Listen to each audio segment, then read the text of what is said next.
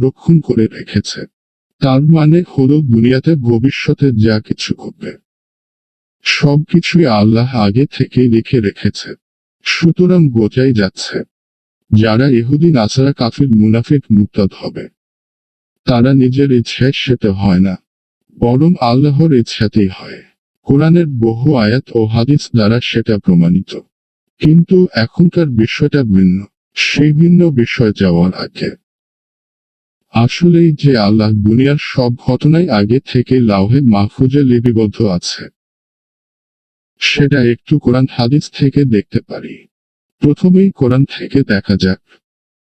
সূরা হাদীদ 57-22 পৃথিবীতে এবং ব্যক্তিগতভাবে তোমাদের উপর কোনো বিপদ আসে না, কিন্তু তা জগৎ সৃষ্টির পূর্বেই কিতাবে লিপিবদ্ধ আছে।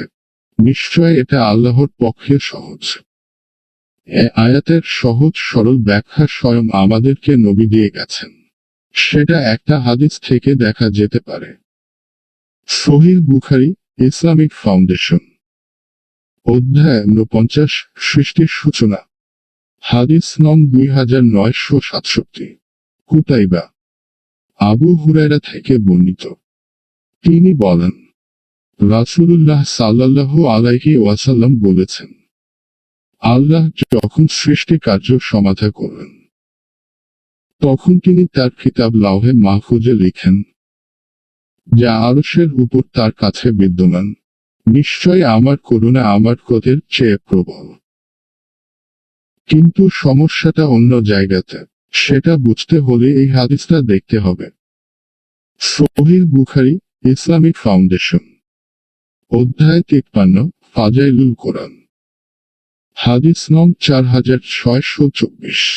উবায়দুল্লাহ ইবনু মুসা বারা থেকে বর্ণিত, তিনি বলেন, মুমিনদের মধ্যে যারা ঘরে বসে থাকে ও যারা আল্লাহর পথে স্বীয় ধন প্রাণ দ্বারা জিহাদ করে তারা সমান নয়।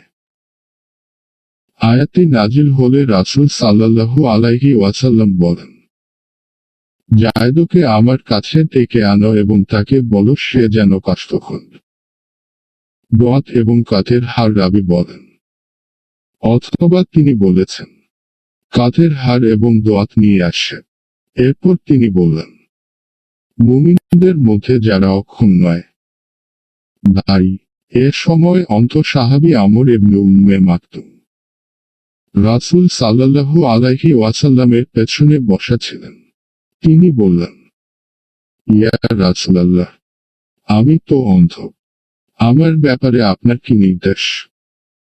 এ কথার প্রেক্ষিতে পূর্বোক্ত আয়াতের পরিবর্তে নাজিল হল, মুমিনদের মধ্যে যারা অক্ষম নয় অথচ ঘরে বসে থাকে ও যারা আল্লাহর পথে স্বীয় ধন প্রাণ দ্বারা জিহাদ করে তারা সমান নয়। সূরা নিসা 4:95। উক্ত সহিহ হাদিস থেকে দেখা যায় যে প্রথমে নবী মুহাম্মদ এক ধরনের আয়াত নাজিল করেছিলেন, কিন্তু সাহাবী মাকতুম এর ব্যাপারে তার আপত্তি জানালে নবী কাল বিলম্ব না করে ভিন্ন রকম আয়াত নাজিল করলেন। প্রথমে যা নাজিল করেছিলেন মাকতুমের আপত্তিতে পরে তার সাথে মুমিনদের মধ্যে যারা অক্ষম নয়। অথচ এই শব্দগুলো ঢুকিয়ে দিয়ে নতুনভাবে আয়াত নাজিল করলেন। তাহলে প্রশ্ন উঠবে, প্রথমে কি তাহলে নবী ভুল আয়াত বলেছিলেন? 2. জিবরাইল ফেরেশতা কি ভুল আয়াত নবীর নিকট নিয়ে এসেছিল? 3.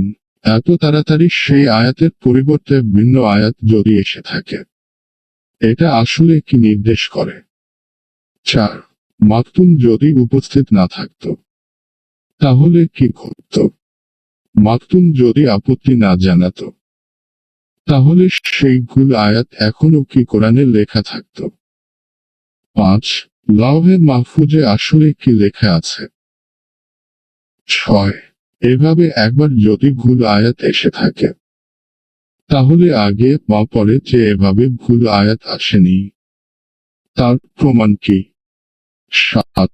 স্মরণ রাখতে হবে এই আয়াত পাল্টে গেছে একজন মানুষের আপত্তির কারণে। জিবরাইল নিজে এসে বলেনি এটা ভুল হয়ে গেছিল। সুতরাং ইতিহাস, বিজ্ঞান, নৈতিকতা ইত্যাদি বিষয়ক আরো যে বহু বিষয় আগে বা পরে যত আয়াত নাজিল হয়েছিল, কোন সাহাবীর সেই সম্বন্ধে কোনো জ্ঞান না থাকায় তারা কোনো ভুল ধরেনি।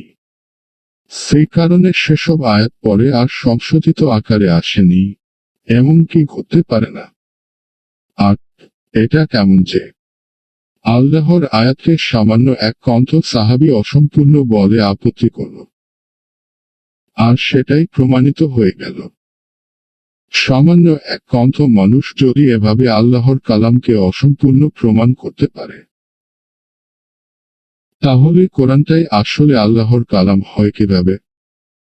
আল্লাহর বাণী নিশ্চয় অসম্পূর্ণ বা ভুল হতে পারে না, তাই নয় কি? নয়। পরিশেষে জিবরাইল কি প্রথমে অসম্পূর্ণ আয়াত নিয়ে এসেছিল? তাহলে সে আগে বা পরে আরো যে ভুল আয়াত আনে নাই, তার কি প্রমাণ? আশা করি আপনারা বিষয়টা অনুধাবন করবেন এবং চিন্তা করে দেখবেন ঘটনাটা আসলে কি। আমরা সত্য জানতে চাই, মিথ্যা দূর করতে চাই, অন্ধকার জগৎ থেকে বের হয়ে আলোর জগতে আসতে চাই। সবাইকে ধন্যবাদ।